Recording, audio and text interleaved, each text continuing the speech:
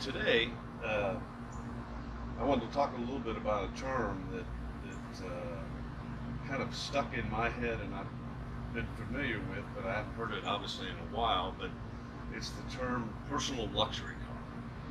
And so growing up in the 60s, it's a term that I was very familiar with, but I had said that to someone the other day and I thought, well, what exactly does that mean?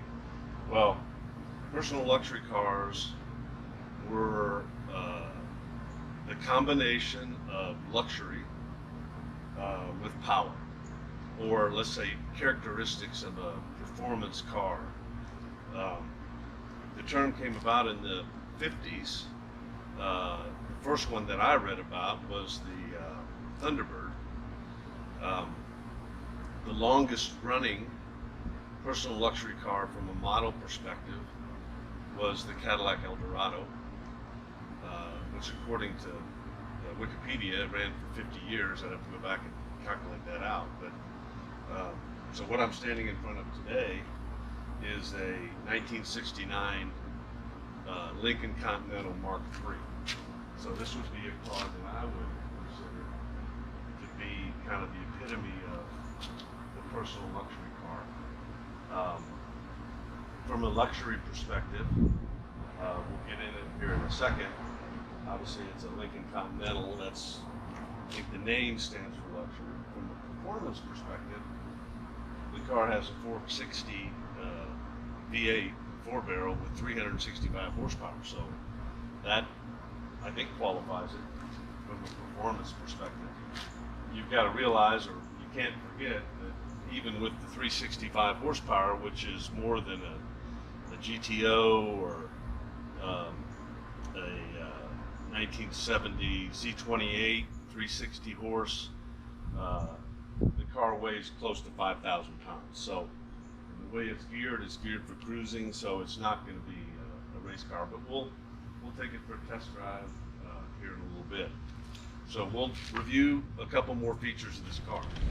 Okay, from a size perspective, I mean, you could tell just looking at it, it's large, but I parked it next to what most people would say is the biggest vehicle on the market today, Yukon XL, and we'll see here. Wow, maybe a few inches shorter, but basically one boat next to another boat, so you can see where the 5,000 pounds comes from. We looked at the overall length of the car, but one thing when you stand back and look at this car that stands out to me is the length of the hood. So your Suburban, the hood is not quite twice as long, but definitely significantly longer. So when we measure this, it's about as tall as I am, 6'2". So quite a design difference from the cars today. Pretty spectacular. Okay, so from a luxury perspective, you can see it's fairly well appointed. Leather interior, tufted leather interior, split 60/40 seats. It has climate control, AM/FM stereo, power windows, power locks, power seats, etc. So pretty much has all the equipment for the day. From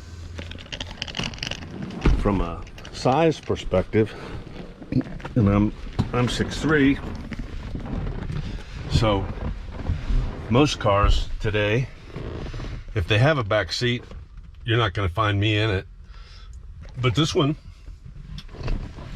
relatively comfortable, I think. It's got the armrest, nice comfortable leather seats. So yeah, I could actually ride back here for a decent length of a trip. So gets a pretty good vote from a luxury perspective. All right, you can see from a trunk perspective, crude demonstration, pretty significant space in here. I don't know how many suitcases I can get in here, but it's a lot more than most cars these days. Okay, from a driving perspective, You know what you think? so we do need the AC to be the right level of luxury.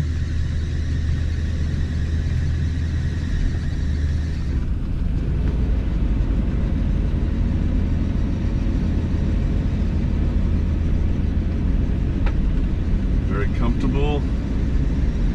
You could probably use the word float. The car kind of floats along.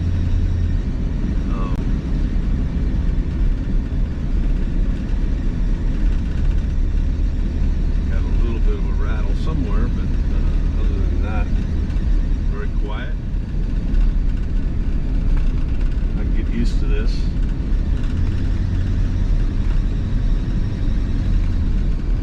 Trip. I'm sure it was quite the road car in its day. This car has 32,000 miles. It was an all original car that was one owner, a gentleman in Kansas. I think it was a doctor.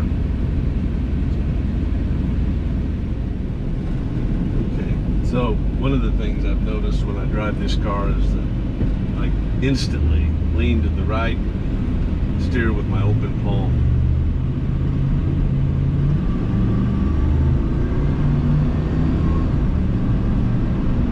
So,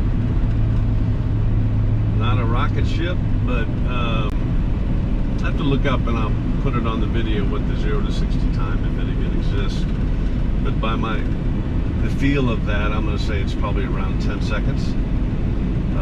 So, pretty decent. So, I hope you enjoyed this summary of what is a personal luxury car. I have another one, Cadillac Eldorado, but it's a 76, so the 500 cubic inch engine is down to under 200 horsepower versus this one. So I'm not sure it has the performance part of that equation anymore. So this is the one that I felt the best about doing it in. So I hope you learned a little bit about the personal luxury car. Thanks for coming along today.